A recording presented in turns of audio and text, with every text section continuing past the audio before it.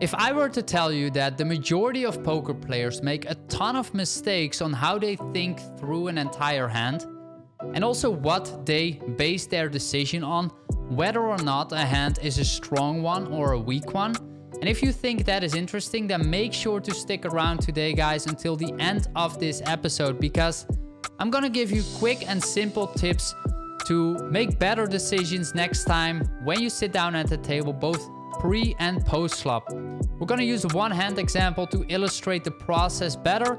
And if you guys like that, then make sure to stick around, subscribe to the channel, give the video a thumbs up, and also check out plomastermind.com if you wanna learn more pot limit Omaha strategy. Now, a good starting point to ask yourself a question before open raising or folding a hand like this is, what do I know about the theory?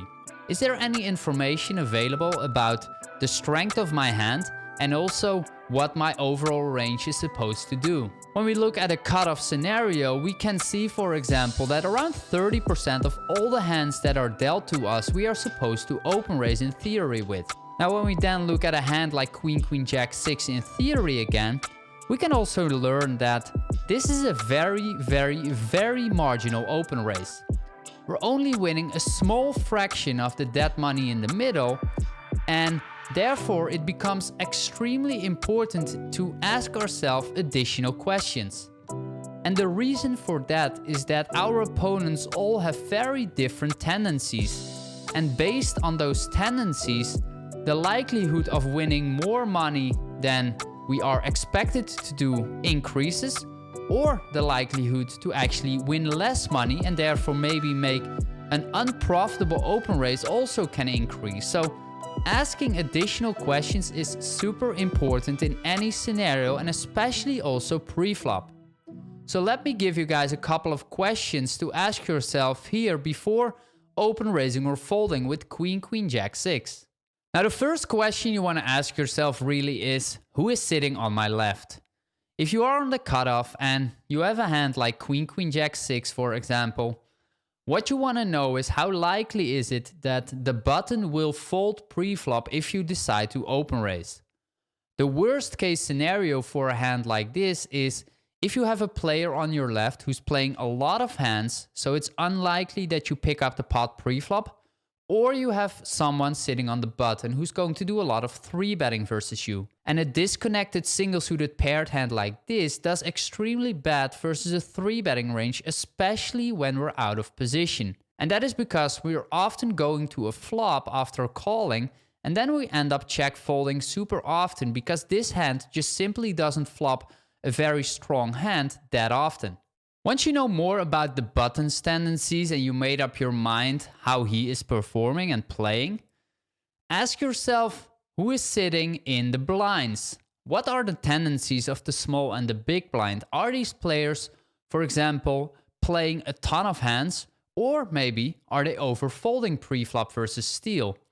The more likely again it is that you can pick up the pot pre-flop, the more profitable an open raise with a hand like Queen, Queen, Jack, 6 will become. If these players also 3-bet extremely aggressive, again, we have to consider tightening up slightly with our cutoff open raising range, because a good amount of the hands that we actually open raise with pre-flop, they really want to pick up the pot. Uncontested, don't face a 3-bet, and don't go post-flop. Lastly, what you want to ask yourself is, do you have a post-flop edge versus your opponent? This is a crucial question you want to ask yourself basically in any situation within poker, but for example, in this situation, when we want to open raise in the cutoff, ask yourself, do you have a natural edge versus your opponents later in the hand? And also, how likely is it that your opponents are going to make mistakes later on in the hand? Because the more mistakes they will make, the more profitable a hand will be to play against these players. So in game, I decided to open raise Queen, Queen, Jack, 6 in this scenario. The button calls, all the blinds fold, and we go heads up to a flop that is Ace 10-4 rainbow. On the flop, the first thing to ask yourself is, how do ranges interact to the board texture? Who is going to have most of the strong mate hands, and what range is overall doing better on a board texture? In this situation, after open raising in the cutoff, we have the uncapped range.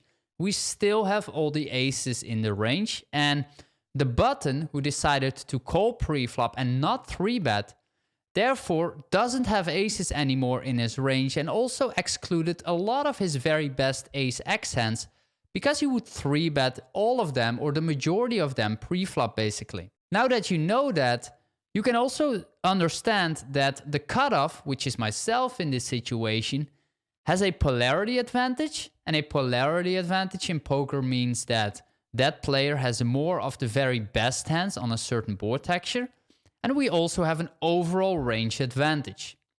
And because that is the case, we can allow ourselves to do quite a bit of betting with our range. In this scenario, we can roughly bet half of our range for sure, and that is simply because we have an overall advantage over our opponent. When you know that your overall range is going to do a lot of betting on any given board texture, it allows yourself also to find bluffs much more easily. Because the more value you have, the more you can also bluff. Now on this situation with our specific hand, we have a question whether or not we want to bet. We know that with our range, we have a lot of strong mate hands. We also know that therefore we can do a good amount of bluffing. Now, our specific hand, what is the benefit of betting, for example? Well, a reason for betting could be that we can fold out a hand like king-king. A better mate hand that we unblock and that is still part of our opponent's calling range would be a great result to fold out. Now, my specific hand in question is really in between betting or checking, I would say. We could really go either way. If we would have a pair blocker to the board, betting becomes a little bit more attractive because we will generate more fold equity. But still our hand does okay because we have equity, we have some future blockers, and we have the chance to fold out a better hand. Now, in addition, you can ask yourself, how wide is your opponent's preflop range? The wider your opponent's preflop range is, especially on a board that is not great for a wide range, the more you can bet. So let's say the button plays a lot of hands preflop. I would argue that my hand becomes suddenly a much more profitable c-bet. Another reason for betting more than we could maybe do in theory is if your opponent is overfolding versus a bet. Now, this is something that is very naturally happening. A lot of players are actually overfolding versus a bet.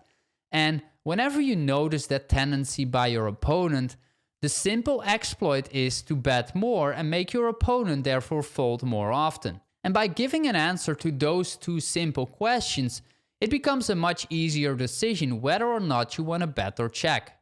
Now, let's take a look at what I did in this situation. I have queen, queen, jack, 6. I decided to bet half pot on the flop and my opponent makes the call, and we go to a turn that is a jack of clubs. Now that we go to the turn, things become even more interesting, and that is because you can see first of all that we pick up equity and blockers to the straight, but also we know that our opponent on the button folded all his air basically on the flop. But we, on the other hand, still have a good amount of air in our range, right? Because we bet on the flop value and bluffs. But our opponent on the button, he folds all his bluffs. So our advantage that we had on the flop isn't there anymore on the turn. And on top of that, our opponent actually will have more straights on this board than ourselves. And whenever we know that our opponent has more of the very best hands in any situation really, generally speaking, a good rule of thumb is that we shouldn't use a large sizing in that situation anymore. Because we don't want to put pressure on that top of range versus range, but we want to use a smaller sizing to target a different part of our opponent's range. In this scenario, for example, if I want to value bet aces, I don't want to go for a pot bet sizing, right? That becomes like pretty thin. But aces are a big part of my range and a large part of my potential value bets. And in order to bet those hands, I want to use a smaller sizing to challenge my opponent's bottom set, or two pairs, or pair with a flush draw. And all those hands have a very, very easy fold versus a pot size bet. So in game, I decided to go for a large sizing based on my hand. looking too much at the components and the transition to the turn, but not thinking enough about the bigger picture.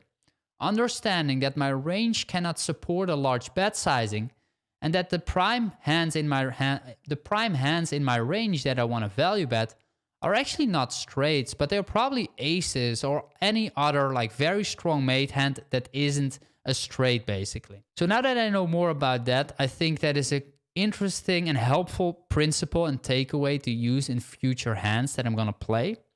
I don't think this is a massive mistake really. I'm fine with the bet, but it would have been better if I would have used a smaller bet sizing. Now my opponent did end up folding on the turn. We take down the pot, which is a great result, which was the objective of betting the turn. I hope you enjoyed this one, guys, about reviewing this specific hand and not necessarily focusing too much on the outcome of the hand, but more about the process, what to keep in mind and how to think through an entire hand. So guys, if you like this video, make sure to give it a thumbs up and also subscribe to my YouTube channel if you want to see more Pot Limit Omaha content going forward. Guys, thank you very much for watching. Over and out, and I hope to see you in the next one.